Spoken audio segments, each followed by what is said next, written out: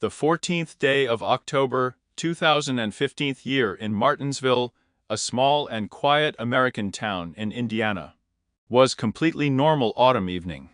This place rarely got into the news reports, and the life of its inhabitants was measured and calm. But that night everything changed.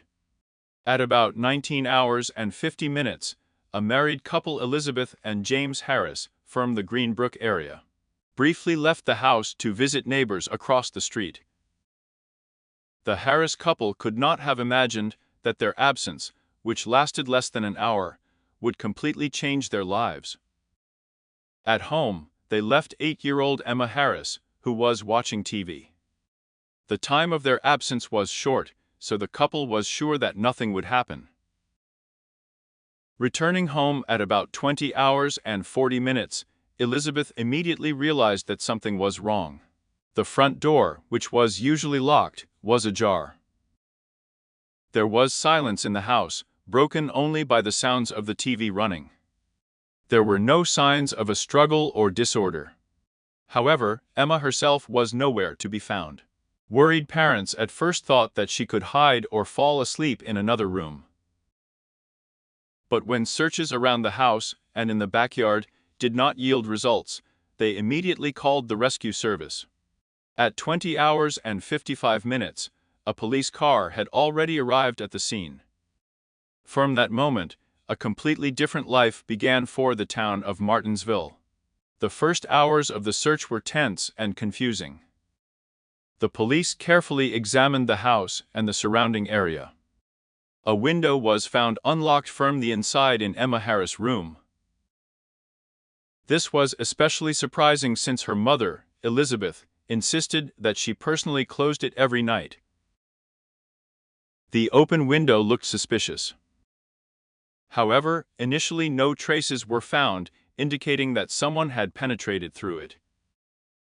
During the interview of witnesses, neighbors gave contradictory testimony. One of the local residents, an elderly woman named Martha Williams, said that shortly before Emma disappeared, her usually calm dog suddenly began barking restlessly, running along the fence, and looking towards the Harris house. At the time, Martha did not attach any importance to this, but later this detail seemed important to the police. That same night, another important find was the clearly visible traces of large shoes in the mud in the Harris backyard. These tracks led directly into the woodlands that separated the Greenbrook area from the neighboring one, less well-off and known for its troubled teenagers. The size and pattern of the sole of the shoe indicated that its owner could be an adult man or a large teenager. The police immediately began to work out several versions, and one of them became the main one. Suspicion quickly fell on two young residents of the city, Tyler Walsh and Dylan Green. Both were 18 years old. Both teenagers already had problems with the law, were known to the police because of petty thefts, hooliganism, and vandalism. Local residents have repeatedly complained about the strange behavior of young people, their isolation and inexplicable aggression. Several witnesses also pointed out that teenagers showed interest in online communities related to violence, strange philosophies, and the occult. This information was indirect, but the police took note of it and immediately sent patrols to search for the teenagers. A few hours later, the teenagers were detained and taken to the police station for an interview. Tyler Walsh was acting nervous and confused in his own testimony. He could not clearly explain what he was doing on the evening of Emma's disappearance. His friend, Dylan, was a little more confident, but his testimony also aroused suspicion. The young men admitted that they were in the forest, but categorically denied any connection with the incident. At that time, the police did not take the situation too seriously, assuming that Emma would soon be found alive.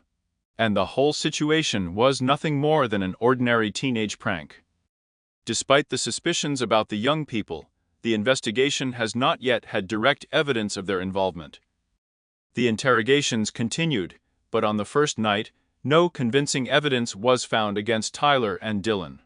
On the morning of October 15th, At about 9 o'clock, local volunteers and rescuers continued a large-scale search, expanding the survey area. About 1.5 miles from home, Harris from an abandoned barn on the edge of the forest. One of the volunteers noticed a suspicious black trash bag hidden under the boards at the entrance. When the police carefully opened it, there was a small children's shoe inside, which was immediately identified as belonging to Emmy Harris. Traces of fresh blood were clearly visible on the shoe. This discovery immediately shifted the investigation into a completely different direction. It was clear that this was not a simple teenage prank. Now the police had no doubt that a serious and brutal crime had been committed. There was only one question: who did it, and where is Emma now? At this stage of the investigation, the town of Martinsville finally plunged into an atmosphere of anxiety and fear.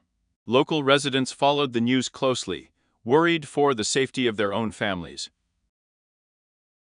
No one knew for sure who was behind it. No one could be sure that their neighborhood was still a safe place. Thus ended the first night of research, and began a long journey full of uncertainty, finds, horrifying and terrifying discoveries. After Emma Harris' shoe was found near an abandoned barn on the morning of October 15th. Everything that is happening for the residents of Martinsville has finally lost the usual features of an ordinary urban incident. The shed found on the edge of the forest was abandoned and dilapidated for many years. Perhaps only local teenagers knew about its existence, who sometimes used it as a place for secret meetings. Therefore, the fact that an unexpected find was made here was an alarming sign for the police. That local residents who know the city and its surroundings could have been involved in the case. Police experts immediately sent the found shoe for examination, and a few hours later, disappointing results came from the laboratory. The blood found on the shoe belonged to the missing Emma. This completely changed the nature of the investigation. Now the police were not dealing with a missing person case, but a much more serious crime. On the same day, another important piece of evidence appeared. A middle-aged man who worked as a security guard at a local supermarket and lived near the edge of the forest told police that the night before he had seen two teenagers similar to Tyler Walsh and Dylan Green, who had previously been detained. The witness claimed that around 9 in the evening, the teenagers were walking from the forest towards the city center. They were moving fast and talking intensely to each other. He did not attach much importance to this, thinking that the young people were just returning home from a party or a walk. But after the news about what happened to Sam, he decided to report what he had seen to the police. This reading made a consequence to return to the figures of Tyler and Dylan. The police again questioned both teenagers, increasing the pressure in the presence of their lawyers and parents. This time, the investigators demanded more harshly from the young people to explain not only their movements on the evening of Emma's disappearance, but also the circumstances under which the shoe ended up at the barn. Tyler and Dylan were extremely nervous. Dylan initially claimed that he knew nothing about the barn and had never been there. But under pressure from investigators, he still admitted that he and Tyler really passed by him late at night. However, he categorically denied that they could have had anything to do with Emma Harris. Dylan insisted that he had never seen her in person, even though the city was small and everyone knew each other. Tyler, on the contrary, seemed completely confused and tangled in detail. He changed his testimony several times, sometimes saying that he was at home, then claiming that he was walking near the store. When the police asked him directly about the shed and the found shoe, Tyler suddenly stopped and did not say another word, which only strengthened the suspicion of investigators. During searches in the homes of teenagers, their personal computers and phones were seized. Experts studied the data by checking the browsing history and correspondence. It soon became clear that young people actively visited various internet forums and groups. where very questionable topics related to radical behavior and forbidden subcultures were discussed. These were not just harmless teenage hobbies, but materials that caused serious concern to the police. However, despite the increasing pressure, the teenagers still did not admit their involvement in the disappearance of Emma Harris. The investigation has reached a dead end. On the one hand, the evidence was indirect; on the other, the suspects were clearly hiding something. But it wasn't clear what exactly. It was at this point that the investigators put forward another theory. It has been suggested that Tyler and Dylan did not act independently, but under the guidance of some adult, who could coordinate and direct their actions. The teenagers seemed too nervous and insecure to commit such a crime without outside help or guidance. The police began to study the environment of young people more carefully. Teachers at a school attended by teenagers, neighbors, relatives, and even their older friends were questioned.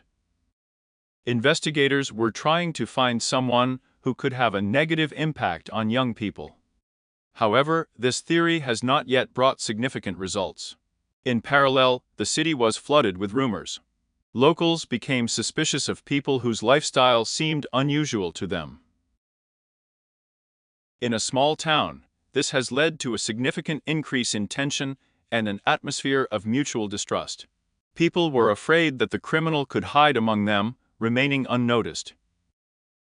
Residents demanded immediate results from the police, and the tension grew by the hour. Amid this mounting pressure, a new urgent message has arrived.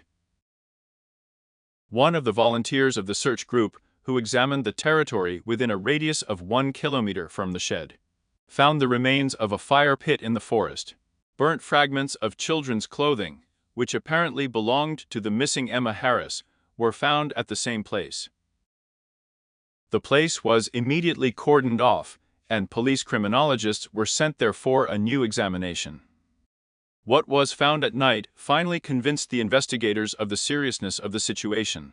The police no longer had any doubts that the crime that occurred in Martinsville was planned, violent, and well organized.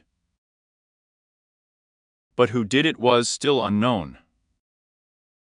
This caused the city to experience fear and uncertainty over and over again. The investigation was moving to a new, more serious stage. No one could even imagine what terrible discoveries were waiting ahead. When the police criminologists arrived at the scene of the discovery of a fire pit in the forest at night, they immediately realized that this was not just a place for a casual picnic. On a small, carefully cleared area of leaves, there were distinct traces of a recently built fire. Burnt scraps of clothing lay nearby. They were immediately sent to the laboratory for a detailed study. The results of the examination, which came the next morning, confirmed the worst assumptions of the investigation. The found fragments of fabric were identified as parts of the clothes that Emma Harris was wearing on the evening of her disappearance.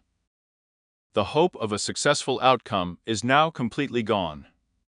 The police continued to inspect the area around the fire pit and found another important clue: shoe marks. Experts easily established that these footprints were absolutely identical to those that had previously been found in the Harris backyard during the first inspection.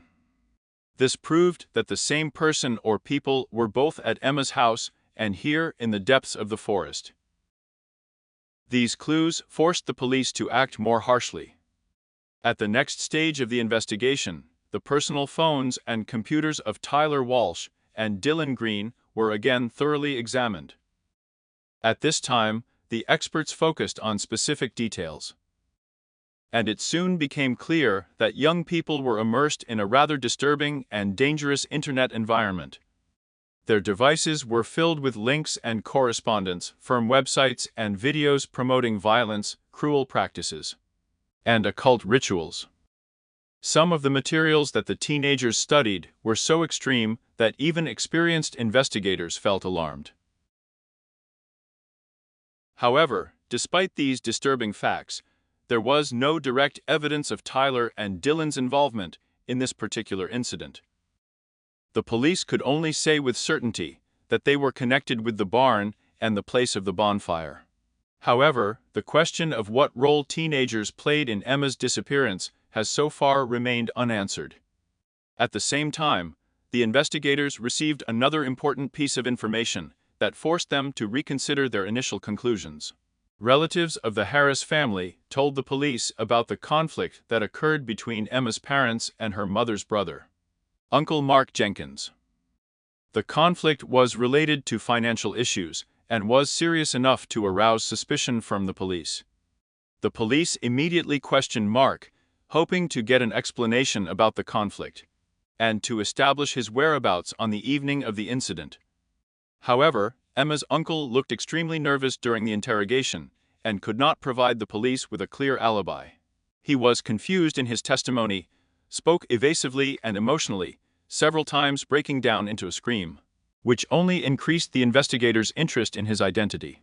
The investigation sent several police officers to interview Mark Jenkins' acquaintances and check where he was at the time of Emma's disappearance. It soon became clear that Mark had indeed been spotted that evening at a local bar. However, no one could confirm the exact time when he left the institution and where he went after that. The lack of an alibi for a critical time period increased suspicions about him.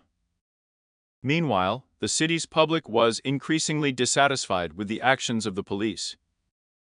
Residents demanded faster detection and punishment of the perpetrators. Fear and distrust continued to grow. Now under suspicion were not only teenagers from the outskirts of the city, but also a close relative of the Harris family, who until then no one took seriously as a potential criminal. Suspicions about Mark Jenkins grew, despite the lack of concrete evidence confirming his guilt. The police assumed that perhaps the organizer of the crime was an adult close to the family, who thus tried to settle scores or take revenge on relatives. Neighbors and acquaintances recalled that Jenkins' behavior had been strange lately. He often came home late at night. He could disappear for several days without answering calls from relatives. Financial difficulties and a recent conflict with the Harris family have further aggravated suspicions.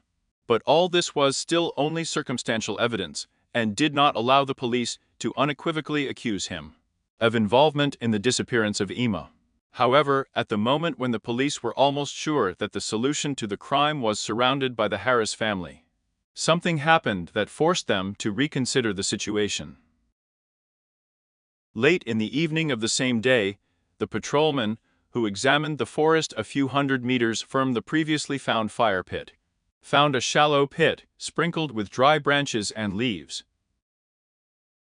Approaching and carefully removing the leaves, the police immediately realized that they had found a burial place.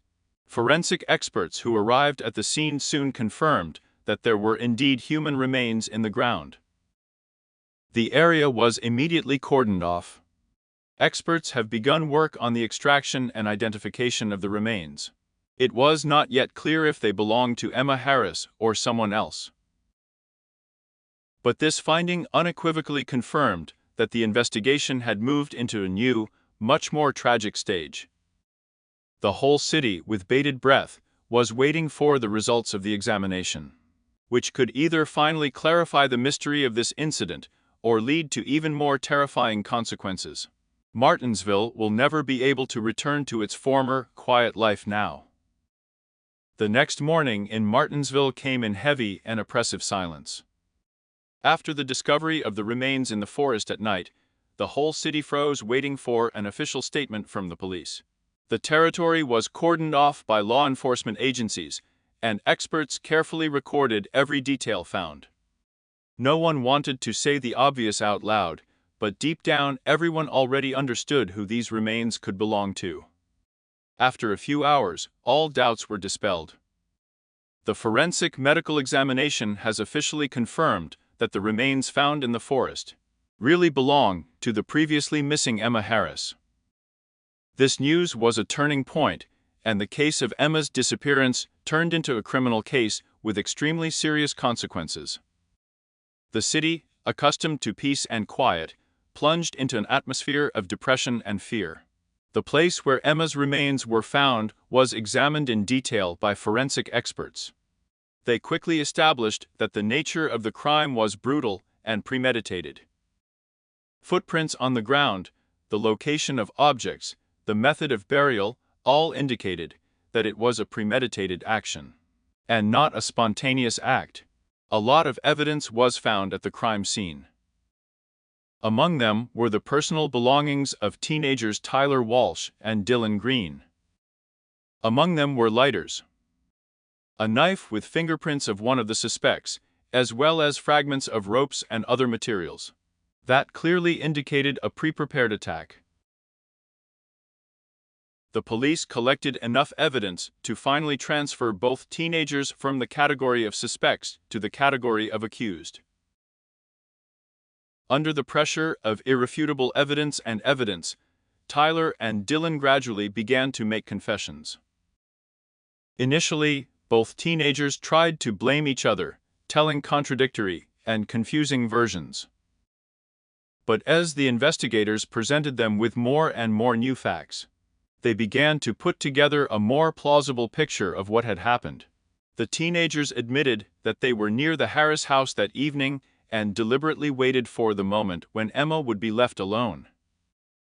Their confessions included information about the strong influence of extremist content on the internet, videos with violence and violent topics, as well as radical forums where various prohibited practices were discussed.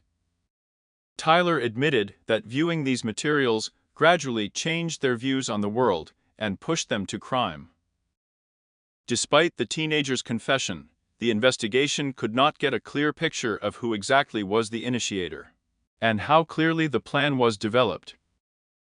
Tyler Walsh was constantly confused about the details and looked more depressed, while Dylan maintained a cool confidence and was clearly in control of his words and actions, trying to tell as few details as possible. Despite the presence of confessions and evidence, part of the investigation team continued to adhere to the opinion that the teenagers could not act independently. Their behavior seemed too chaotic and inexperienced to think through and commit such a serious crime without outside help. The theory has re-emerged that teenagers can protect some adult who forced them to act and gave instructions in detail. The police returned to the figure of Emma's uncle, Mark Jenkins. Investigators conducted a second interrogation, trying to find out a possible connection between him and the suspicious teenagers. Mark again showed aggression and impatience, insisting on his innocence. His alibi was still inconclusive, and the police continued to keep him under close surveillance, hoping to find at least some clue that would confirm his involvement or finally clear him of all suspicion. Meanwhile, investigators rechecked the teenagers' social connections again. They wanted to find out if Tyler and Dylan were in contact with someone older than themselves who could influence them, or have a motive to use young people for their own purposes. However, checking correspondence, phone calls, and social networks did not give any significant results. The teenagers clearly acted together without outside interference. The investigation has reached a dead end again. However, late in the evening of the same day, the situation suddenly changed. After another hours-long interrogation, Dylan Green suddenly asked the investigators to stop recording the conversation. After a short pause, clearly hesitating, he said that he was ready to point out the place where he and Tyler hid important evidence that had not yet been found. According to Dylan, these clues could explain why they committed the crime and what their true motivation was. This statement caused an instant reaction of the police. Despite the fatigue and the late time, it was decided to immediately leave for the specified place. The investigators were well aware that if Dylan's words were confirmed, they would have the opportunity to finally unravel the events of that tragic night and fully reconstruct the chronology of the crime. None of those present in the interrogation room could yet guess how terrible details they would have to learn. The story that began with a quiet autumn evening will now forever remain in the minds of Martinsville residents. becoming a symbol of how a quiet town can quickly turn into a place forever marked by cruelty and fear. After Dylan Green's statement, the investigators immediately went to the place indicated by him, a dilapidated hunting lodge hidden in the thickest part of the forest. According to the teenager, it was there that he and Tyler Walsh met repeatedly in recent months, discussing details and planning crimes. The police thoroughly searched the house. Examining every inch of its interior, they almost immediately found a small metal box under the floor made of wooden decking. It contained personal notes, printouts of correspondence from the internet, and several handwritten notebooks belonging to both teenagers. Experts immediately began to study these materials. And within a few hours, it became quite obvious that the crime that shocked Martinsville was not an accident or a momentary idea. It was a carefully thought out and insidiously planned act committed by two teenagers without any external influence. In Tyler and Dylan's notebooks, investigators found a detailed description of the preparations for the attack, including observations of the Harris family home, the time of the parents' absence, Emma's daily routine, and even explanations about how they were going to hide evidence after the crime was committed. The whole text was saturated with aggression and alienation, characteristic of radical online communities, which teenagers were literally obsessed with. After a detailed study of the materials, the police officially confirmed that it was radical content on the internet, containing scenes of violence, cruel rituals, and extremist practices that pushed teenagers to commit this crime. The examination confirmed that the correspondence and records were kept for several months. Teenagers have repeatedly discussed how to choose a victim. Emma Harris became for them a random object that suited them by coincidence. The teenagers themselves had never met the Harris family in person before and had no personal motives for attacking the emu. All the previously disparate and seemingly unrelated evidence has finally formed into one convincing and frightening picture. The shoe prints found at the Harris home matched shoes seized from the teens' homes. Clothes, fingerprints, correspondence, and phone records. Each piece of evidence perfectly matched the finished picture of the crime, leaving no chance of justification. The trial, which began a few months later, took place in a tense atmosphere. Dozens of citizens and journalists attended each hearing, who recorded every word, every emotion on the faces of the participants in the process. Tyler Walsh and Dylan Green tried to convince the court and the jury that they had not planned to harm Emma in advance. Each of the teenagers actively blamed his friend, trying to minimize his own role. More depressed, Tyler claimed that it was Dylan who initiated the crime, describing him as a dominant personality who pushed him to action. Dylan, on the other hand, claimed that Tyler was aggressive from the very beginning, and all the decisive steps came from him. However, despite their attempts to evade responsibility and minimize their role, the evidence presented to the court was so indisputable and obvious that any excuses looked absurd and unconvincing. The experts who spoke to the jury spoke in detail about the nature of the materials found. They focused on how such content gradually affects the psyche of teenagers, depriving them of the ability to assess the consequences of their actions. The testimony of psychologists and criminologists, on the contrary, testified that the teenagers were fully aware of their actions and were aware of the consequences. Each hearing added to the tension and sense of dread among the residents of Martinsville. Those who hoped to the last that the criminals would be strangers or someone from the outside realized with horror that the perpetrators were local teenagers who grew up among them. On the day of the verdict, absolute silence reigned in the courtroom. The judge read out the guilty verdict, according to which Tyler Walsh and Dylan Green were found guilty on all counts and sentenced to life in prison without the possibility of parole. She was only 7 years old. He is 53 years old, and none of the residents could imagine that a man with such terrible intentions could be hiding behind the door of a quiet house. The girl disappeared in broad daylight just a couple of 100 meters from her own home. The walk from the school to the entrance usually took her no more than 10 minutes. But on that October day, this road became her last. At least for a long time. Later, the city learns that all this time she was very close, locked in a cramped space belonging to a man who was considered a harmless neighbor, hidden from the eyes of neighbors. It was an ordinary October day, no different from dozens of others. First grader of the local school number 2, Nastya.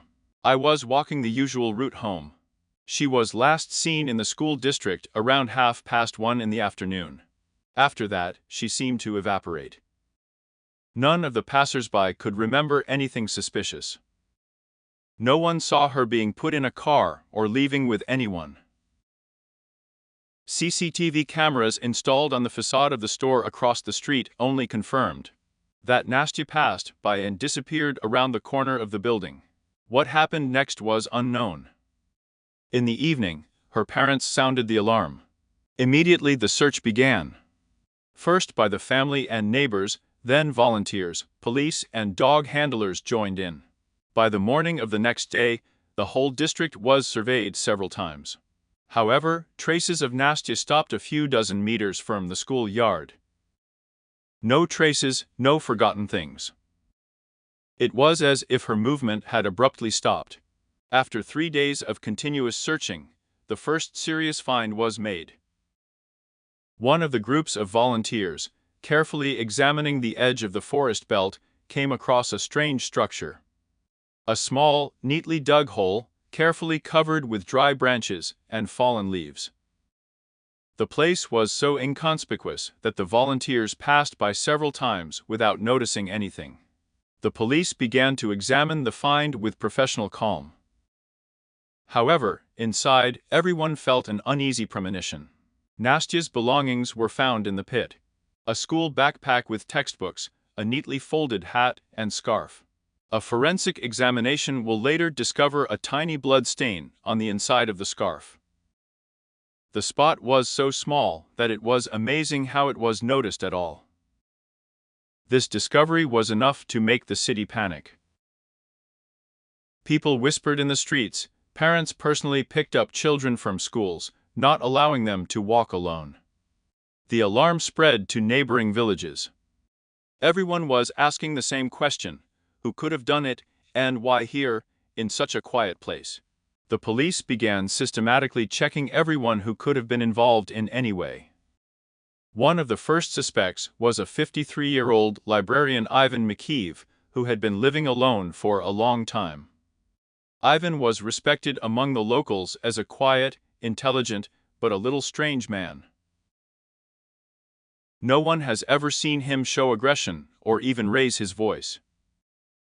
However, the volunteers remembered that Ivan often talked to children who came to the library for books and treated them to sweets. Several parents admitted that they were alarmed by Ivan's too frequent communication with their children, but they were afraid to say so directly. He seemed so harmless.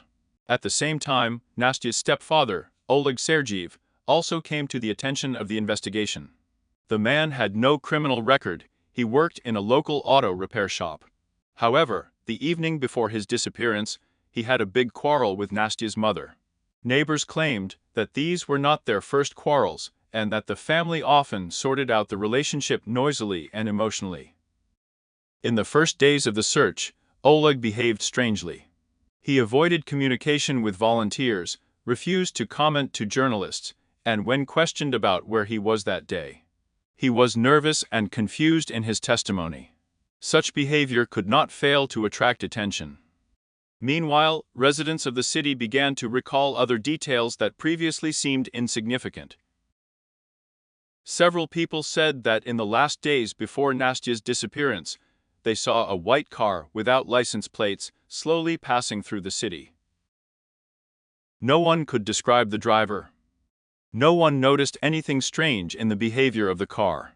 But now, in light of recent events, even that seemed important. The wave of suspicion was slowly growing. Librarian Ivan was too quiet and withdrawn, and after Nastya's disappearance, he was seen even less often. Stepfather Oleg, on the contrary, tried to seem very actively involved in the search. However, he was clearly losing his temper when the conversation touched on the details of his personal life.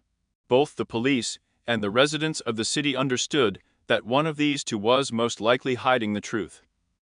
At the end of the first week of the investigation, new information appeared at the disposal of the police. An anonymous message to the helpline pointed to the house of Ivan Mikheev. Allegedly, in recent days, he behaved very suspiciously and did not leave the house at all.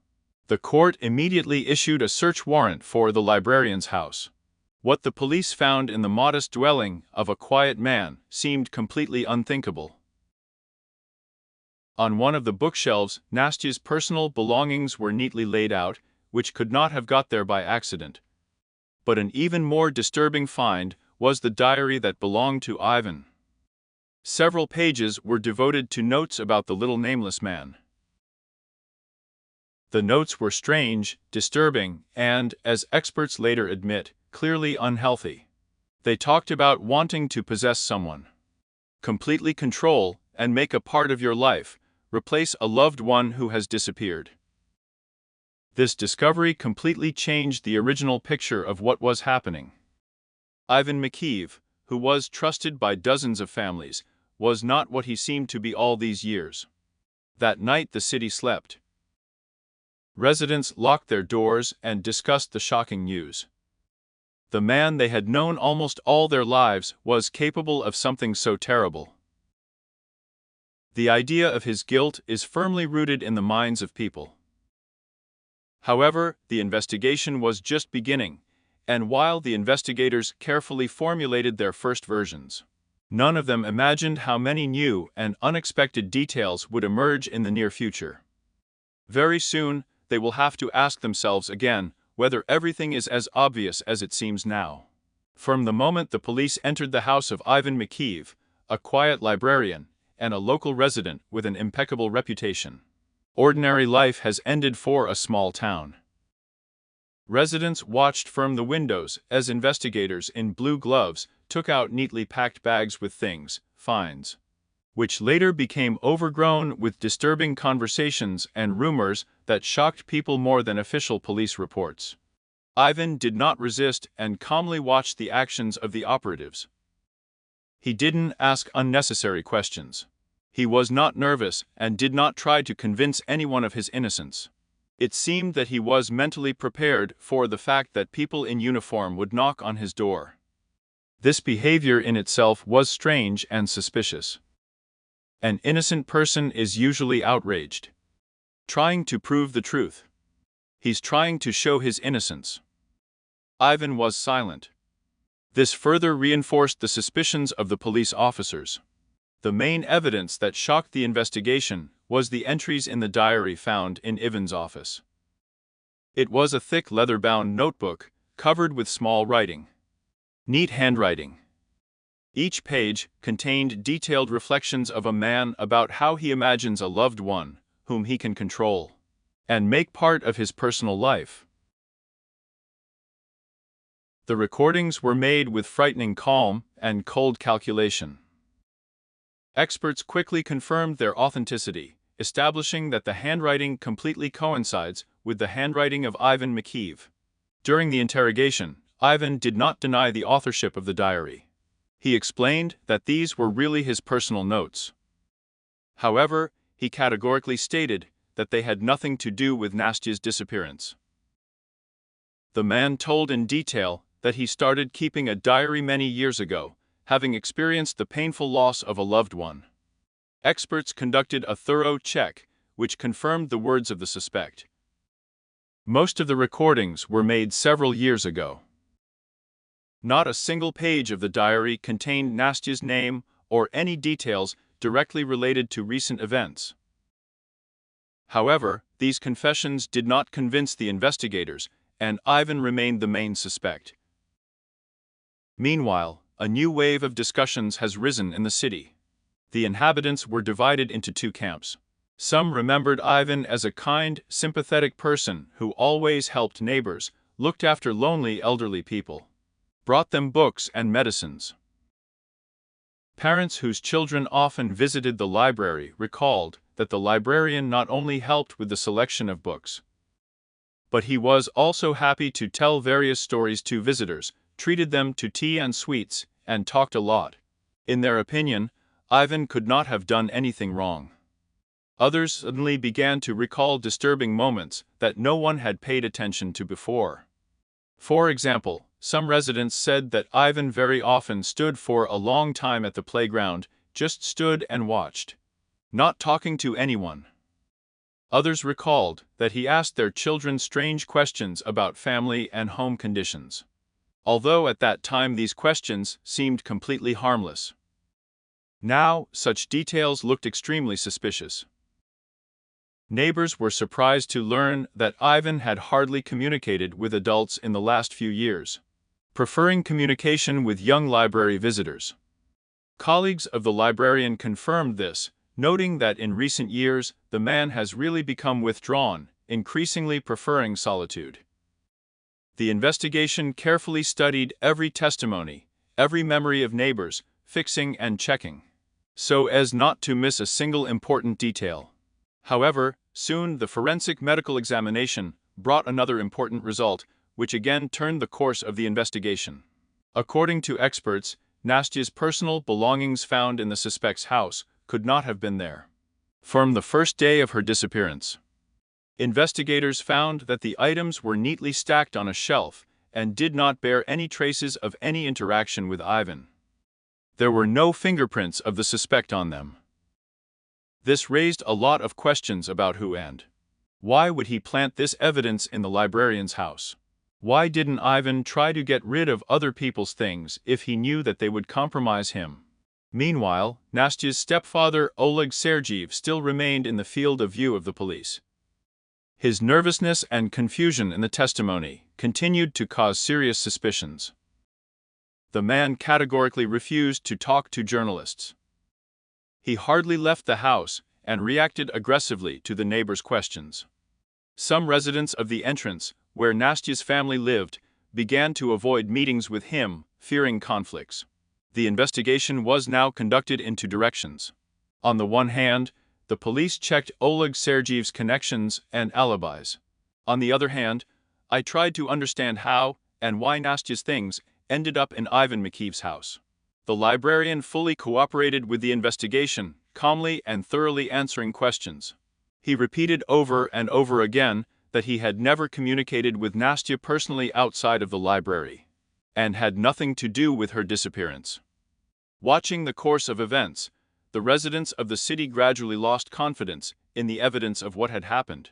What had seemed obvious in the early days was now looking less and less convincing. The city was slowly sinking into a heavy atmosphere of fear and distrust.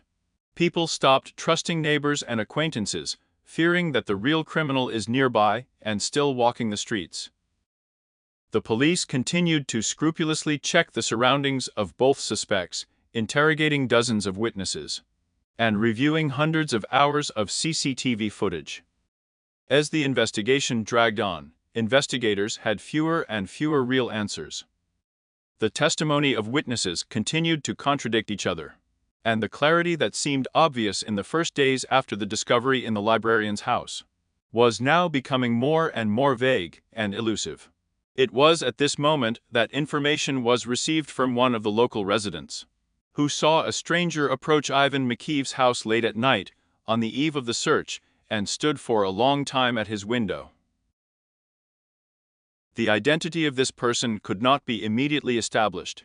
However, it became clear that the story is becoming more and more complicated, and the picture of what happened is far from simple explanations.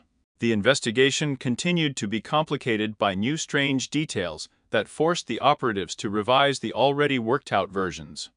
The police, having checked and studied the entourage of Ivan Makiev and Oleg Sergeyev, expanded the circle of suspects to find missing details and possible accomplices. Meanwhile, one of the investigative teams, analyzing the testimony of witnesses from the surveillance footage, again returned to the information about the mysterious white car, which was mentioned by local residents in the first days after Nastya's disappearance.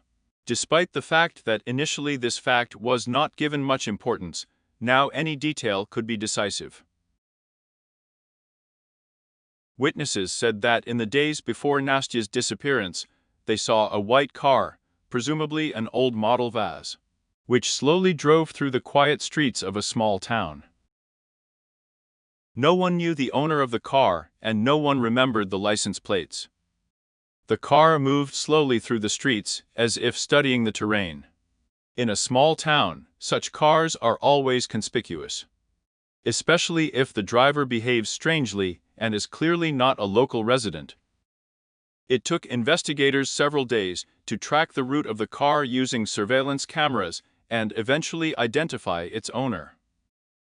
It turned out to be 36-year-old Mikhail Kruglev, previously convicted of hooliganism and petty theft. Mikhail lived in a nearby neighborhood and was well known to the police. He was a restless man, had a reputation as a troublemaker. However, so far his name has not appeared in such serious cases. Nevertheless, the investigators treated this information with special attention and caution. Mikhail's detention passed without incident. He did not resist and immediately stated that he had nothing to do with Nastya's disappearance. During the interrogation, Mikhail behaved calmly, insisted on his complete innocence, and provided a clear alibi. According to him, he was out of town on the day of his disappearance. He was with relatives in another locality, about 100 kilometers from here. Mikhail backed up his words with recordings from surveillance cameras, which really recorded a car similar to his, in the specified place and at the specified time. The investigators conducted a check and at first found this alibi quite convincing.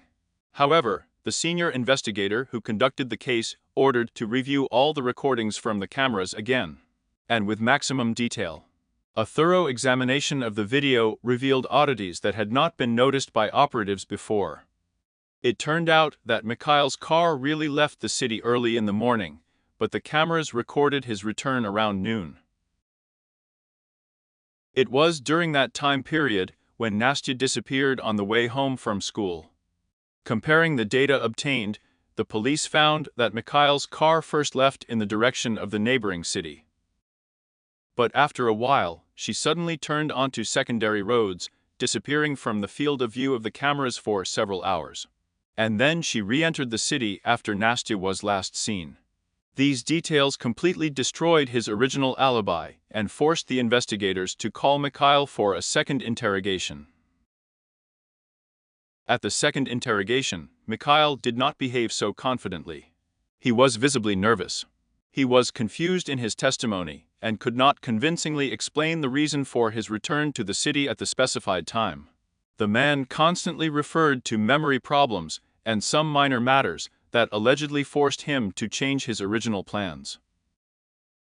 Many contradictions were revealed in his testimony, which the investigators recorded and carefully checked. However, there was still no concrete evidence linking him to Nastya's disappearance.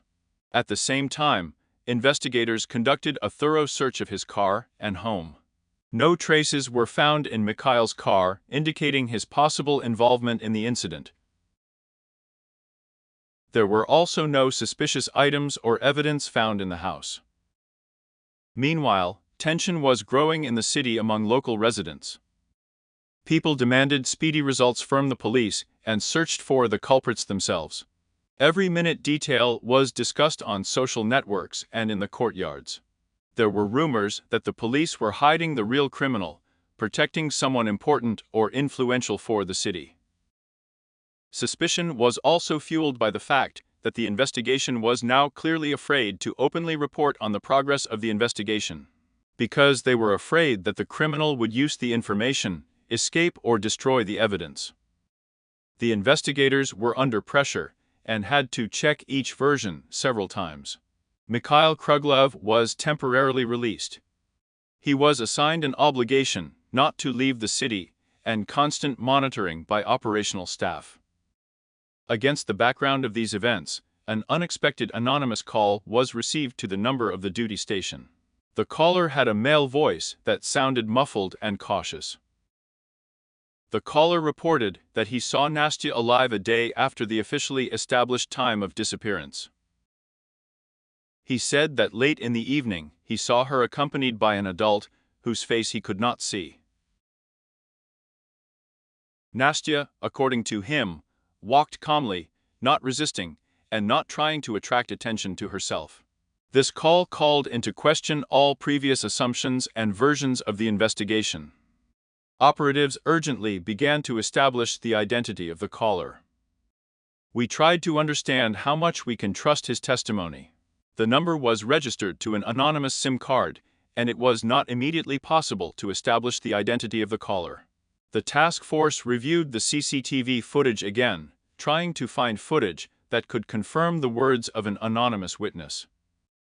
The situation in the city became increasingly tense. None of the residents felt safe anymore. People didn't trust each other.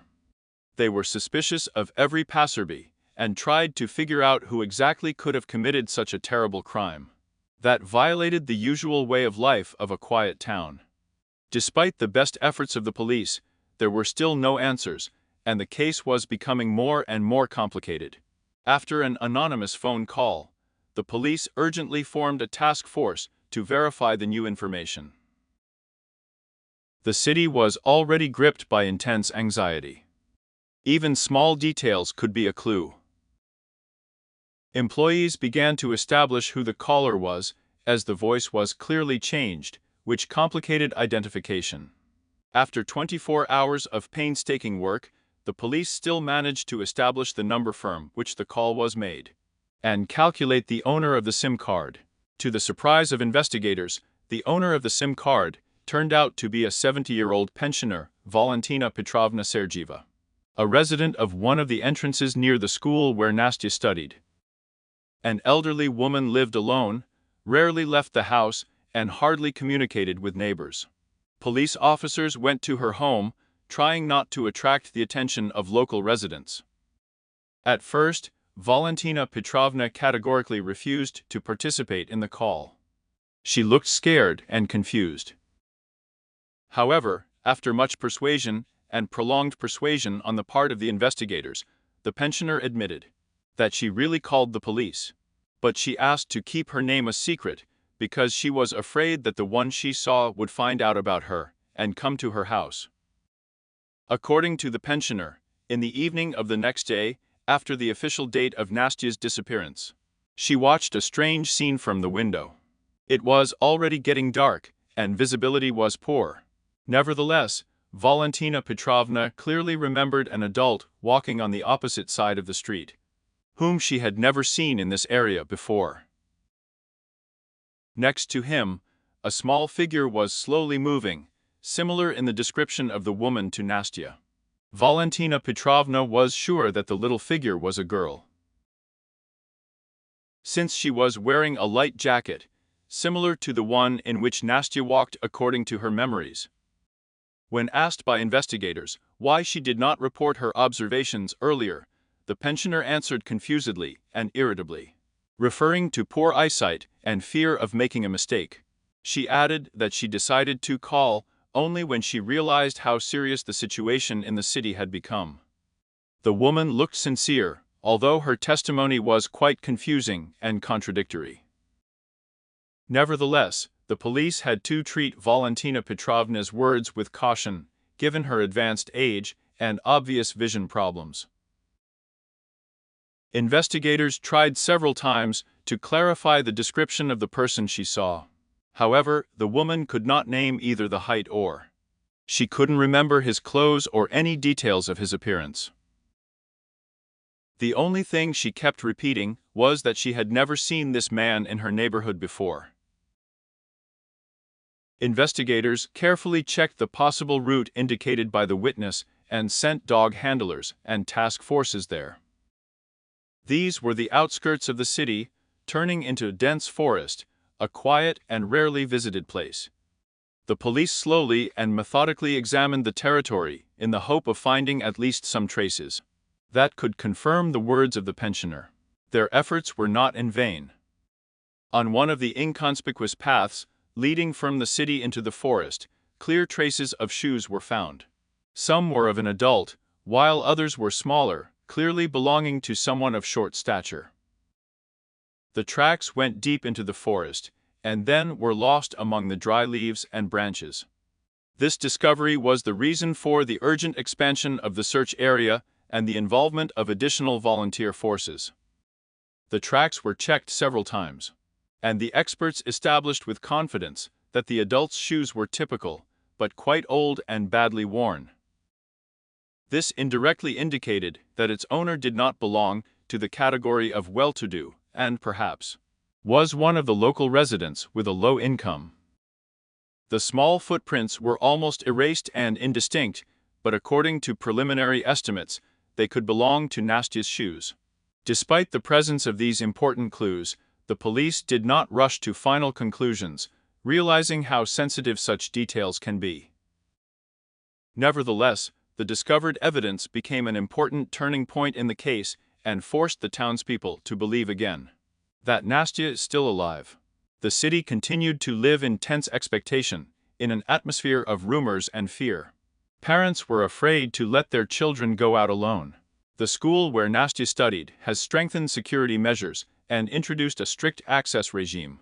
Local law enforcement officers also worked to the limit of their capabilities, realizing that any delay in the investigation could lead to the loss of important evidence or even to a new tragedy. Police have stepped up efforts to check all possible suspects matching the description of the pensioner. A list of people living nearby and having problems with the law was compiled. In addition, was again questioned earlier the suspect Mikhail Kruglev, whose alibi was still questionable. However, Mikhail continued to insist on his innocence and claimed that he did not know Nastya or anyone from her family. Ivan Mikheev also remained under surveillance, who was forbidden to leave the city, although the police had serious doubts about his involvement. His behavior seemed convincing and reasonable to the investigator, but it was too early to completely exclude him from the list of suspects.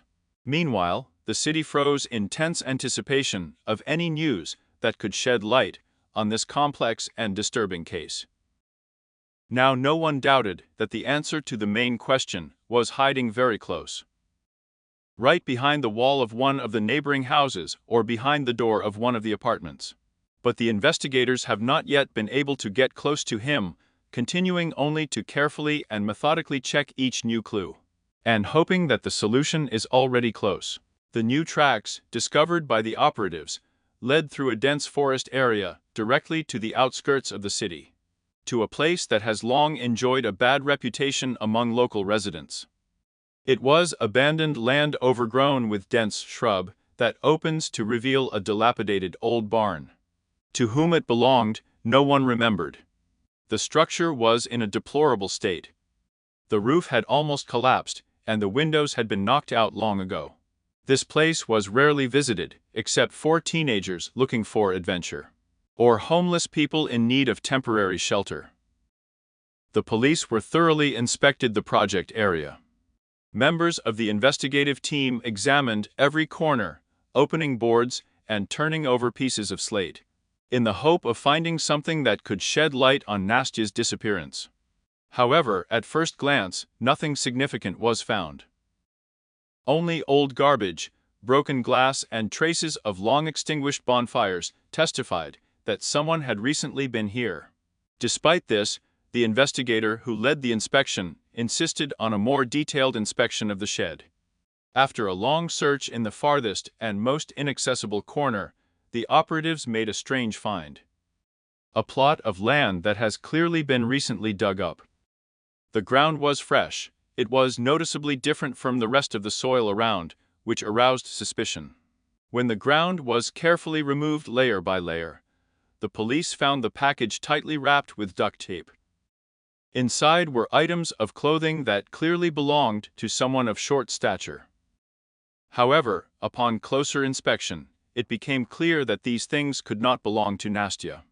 Neither the size nor the style matched what was on the missing one.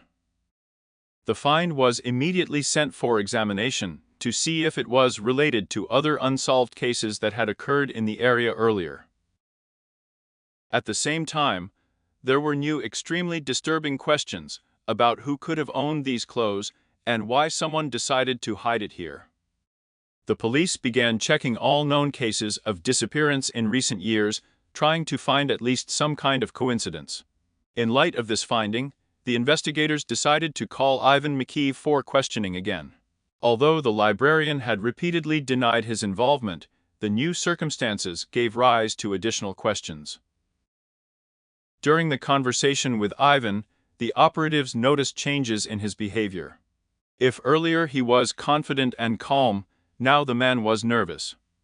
He was confused in his own words and repeated the same phrases, as if prepared in advance. At the same time, he categorically denied that he had visited the abandoned site or seen the things found. But later, after a conversation with neighbors and colleagues, the investigators found that Ivan not only knew about the existence of an abandoned barn, but visited these places several times. Local residents said that several times they saw a man walking slowly through the territory of an abandoned plot, allegedly collecting herbs or mushrooms. Ivan explained this with ordinary walks and searches for rare plants for his collection. But his explanations sounded unconvincing. Investigators were alerted by the fact that in his first testimony, the librarian never mentioned such walks, as if trying to hide this information. Meanwhile, the examination of clothes from the shed gave an unexpected result. The things were old, having been in the ground for at least a year. This excluded their connection with Nastya's current case. However, this discovery gave rise to a new alarm among the operatives, which means that someone used this place not for the first time. The police now had to find out who the found things belonged to and what Ivan could have had to do with it. The city plunged into a state of chronic anxiety. Residents began to avoid even the usual places and streets. After the new information appeared on social networks, a real panic began. Local residents demanded the immediate arrest of the librarian, insisting that Ivan is clearly hiding something and poses a threat to the whole city. Despite this, the police were cautious, realizing that haste could lead to a mistake and deprive the chances of a successful case. The members of the investigation team studied Ivan McKeeve's past again and again. Although his biography was almost flawless, now even the smallest details took on a different meaning. The police have rechecked his diaries, trying to find at least some mention of an old barn or found things. However, there was no direct indication of this. But the psychological profile compiled by experts after analyzing the records indicated that the librarian clearly had problems with the perception of reality and the desire for complete control over another person. This greatly worried the investigators. The chief investigator gave instructions to strengthen surveillance of Ivan, secretly monitor his movements and contacts. The suspect himself continued to behave extremely cautiously. He almost never left the house, avoided communicating with anyone, limiting himself only to short trips to the store. The police carefully studied all the connections and contacts of the suspect. They scrupulously checked everyone with whom Ivan could communicate in recent years, especially those who could be somehow involved in what was happening.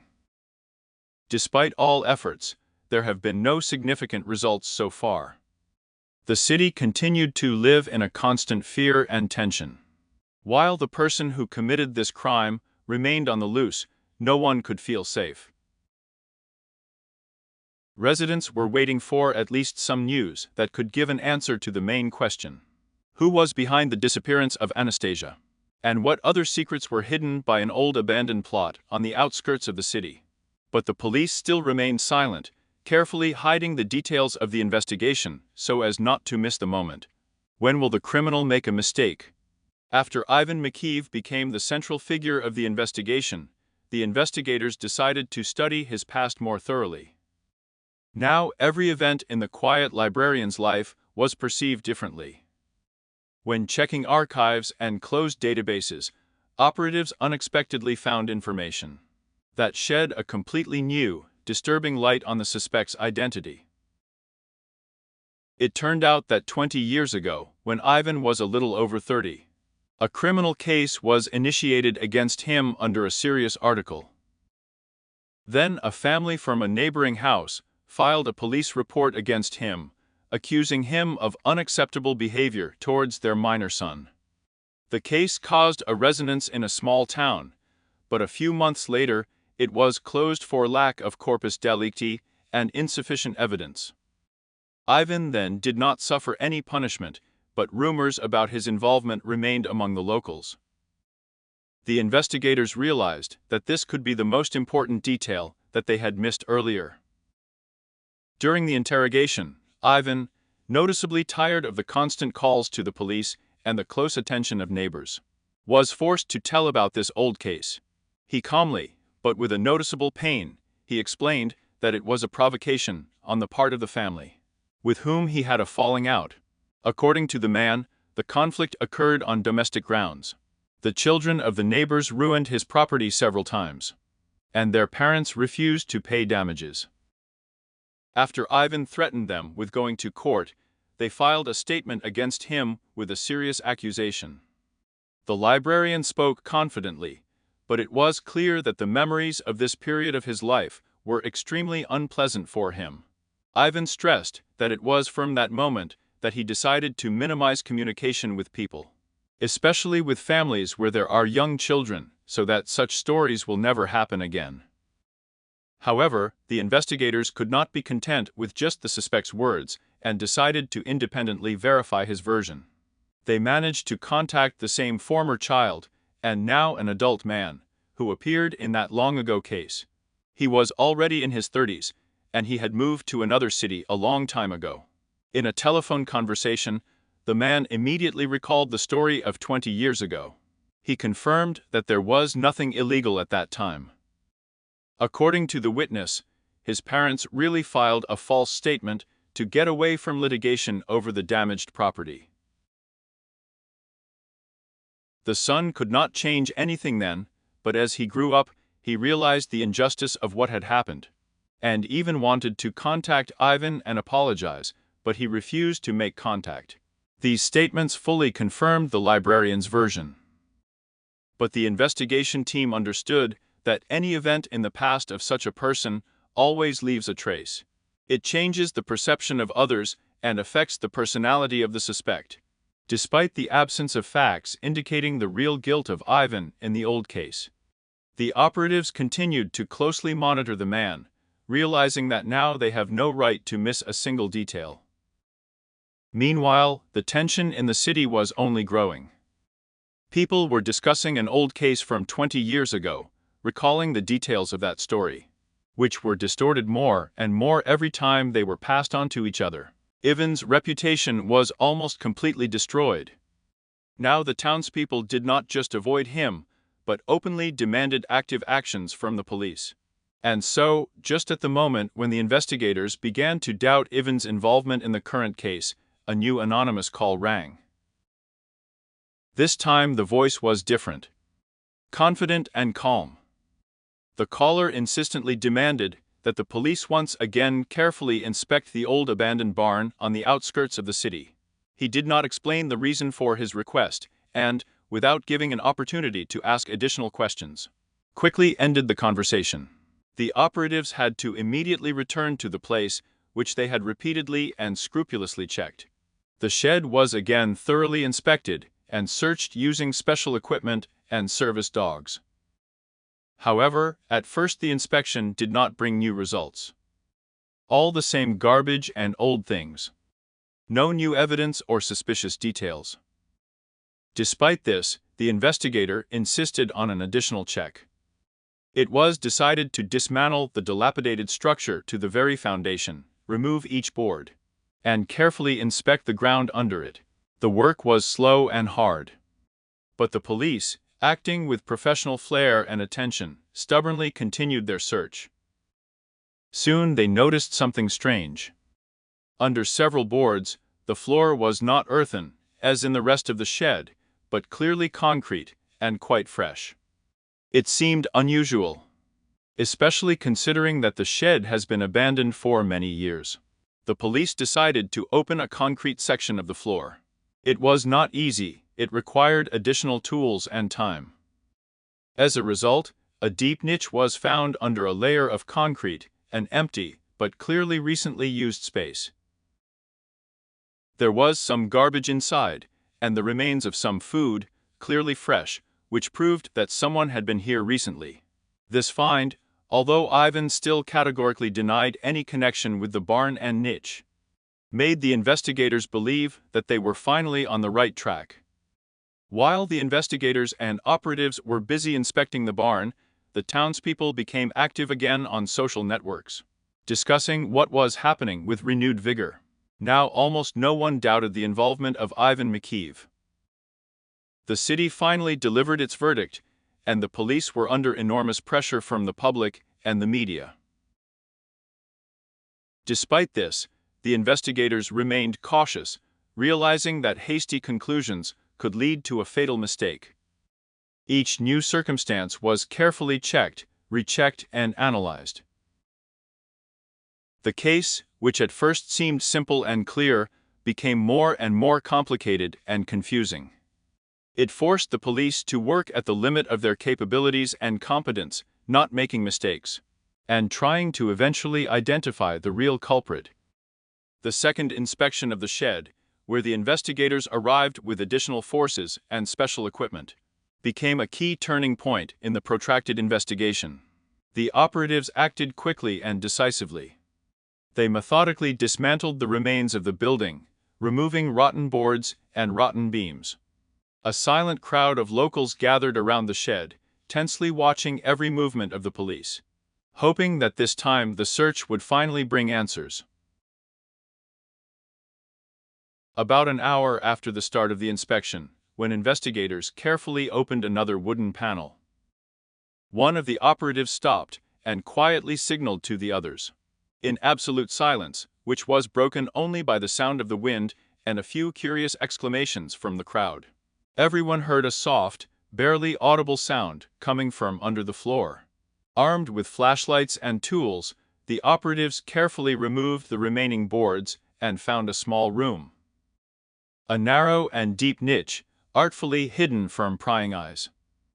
And right there, in the farthest corner, cowering and covering his face with his hands from the bright light, investigators found Cindy.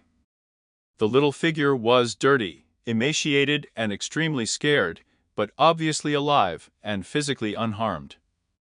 Everyone who witnessed this discovery experienced a sense of incredible relief mixed with shock.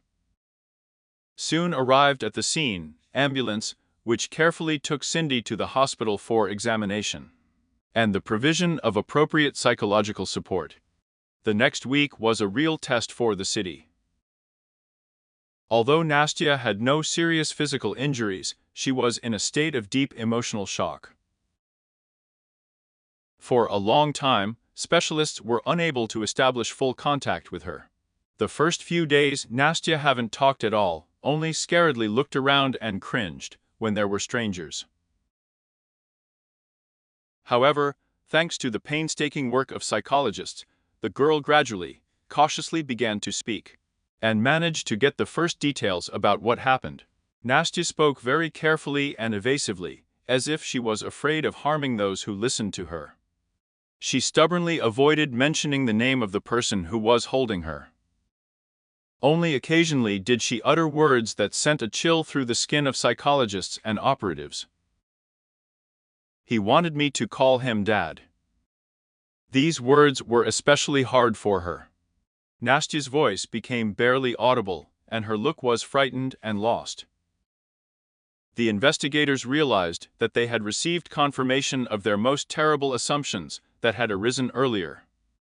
Meanwhile, operational staff continued to work at the site of the discovery. They examined the shed with new thoroughness, fixing the smallest details that could indicate the identity of the kidnapper. Experts carefully removed fingerprints from the door handle, from the walls, and from the remnants of dishes found inside the secret room. There were also clear traces of an adult's shoes, which coincided with those that were previously found in the forest. Investigators realized that they now have direct physical evidence that can determine the identity of the suspect. The examination took only a few days and brought results. Fingerprints and shoe prints belonged to Ivan McKeeve, who throughout the investigation constantly denied his involvement in the crime. After receiving the official conclusion, Ivan McKeeve was immediately taken into custody. His detention was extremely tense. The man did not show aggression, did not resist, but when he saw the operatives on the threshold of his house, he turned pale and seemed to have lost his last strength. During the interrogation, Ivan again denied his involvement in the crime. He continued to insist that the tracks could have been left in the barn during his usual walks. However, his arguments sounded extremely unconvincing even to himself. Reconstructing the full picture of what happened, investigators gradually began to understand the motives of the suspect. For many years, living alone and losing contact with the outside world, Ivan became more and more immersed in his inner fantasies about a family that he never had. Over time, these fantasies turned into an obsession, which prompted him to act. Destroyed his own life and caused heavy damage to a small town. After learning about the arrest of the librarian and about the evidence that the police managed to obtain, the townspeople reacted in different ways. Many simply could not believe that a man who seemed to be a model of intelligence and integrity was capable of such a thing. Others, on the contrary, breathed a sigh of relief, saying that they had long suspected Ivan of something like this, and that his arrest was only a matter of time. Meanwhile, the investigation continued. Police again rechecked all the known facts and testimony, again summoned for questioning neighbors, relatives, and former colleagues of Ivan, to finally confirm his guilt in the abduction of Nastya and make sure that no one else helped him commit this crime. Ivan still refused to make any comments. His lawyer insisted on his client's innocence. But the investigators no longer doubted their rightness. However, the town still couldn't get over the shock. People began to avoid each other, still not understanding how this could happen in such a small and quiet place, where everyone knew each other since childhood. Residents anxiously and attentively discussed what had happened, looking incredulously at neighbors and acquaintances, as if checking who else could hide such terrible secrets. Despite the evidence found, the tension did not subside. People were afraid to trust others again, fearing that a completely different, unknown and frightening personality might be hiding behind a familiar face. The investigators continued to work scrupulously to complete the investigation and finally confirm the guilt of Ivan McKeeve, whom the city has already fully condemned and found guilty. Since the arrest of Ivan McKeeve, the life of the town seemed to freeze in anticipation of the final outcome. Residents anxiously and impatiently followed every step of the investigation, hoping that they could finally understand what happened. A crucial stage has come for the investigators and the prosecutor's office. It was necessary to put together all the details obtained over several weeks of painstaking work, and finally put an end to this extremely complicated case. Despite the fact that at the first stages of the interrogations, Ivan categorically denied his guilt, he soon realized that further resistance was pointless. Under the pressure of irrefutable evidence and facts, he eventually confessed, which shocked even experienced operatives. The man admitted that he had been watching Nastya for a long time, considering her an ideal candidate for his strange and frightening plans. An obsession formed in his mind to raise her as his own daughter. In order to fill the emptiness and loneliness that had haunted him for many years, Ivan told investigators that he had been planning the abduction for a long time, studied Nastya's daily route, and chose the most appropriate moment. He carefully thought out how to hide her disappearance and create false traces around her. That is why Nastya's things were hidden in the forest and then planted in his house. He hoped to confuse the investigation and divert suspicion in the other direction. Diaries, anonymous calls, all of these were pre-prepared elements in order to complicate the investigation as much as possible and give him the opportunity to gain time. However, Ivan's plan began to collapse almost immediately after the abduction. He did not expect such an active and large-scale reaction of residents and the police. He did not take into account that a small town can mobilize forces and unite in an effort to help Nastya's family. Also, Ivan did not take into account Nastya's emotional state. Instead of getting used to him and accepting him in a new role, she was in a state of the deepest fear from the very beginning. She avoided any contact, which made it very difficult for him to carry out his plan. Reconstructing the full picture of what happened, the operatives came to the conclusion that Ivan had been preparing to commit a crime for several months, deliberately and in cold blood. He tracked Nastya, observed her behavior, habits, routes. He did not allow himself any spontaneous actions. For the abduction, he chose exactly the part of the road where there were no cameras and witnesses.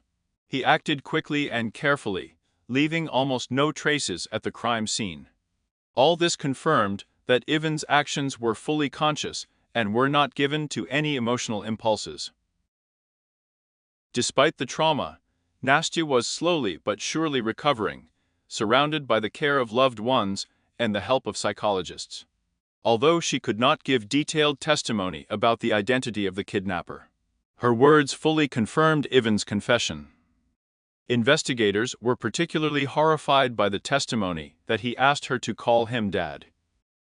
Psychological examination confirmed that such requests were part of a painful but clearly conscious strategy of Ivan, who was trying to create a new reality where he could completely control another person. However, at the trial, Ivan Mikheev tried to present his crime as a tragic delusion and a desire to take care of someone he needed. He talked about his loneliness, about the loss of loved ones, trying to arouse pity and understanding from judges and the public. Ivan's lawyer also insisted on his unstable mental state. But independent experts who have carefully studied his personality have come to an unambiguous conclusion. Ivan was completely sane and clearly aware of the consequences of each of his actions. The atmosphere in the courtroom was extremely tense.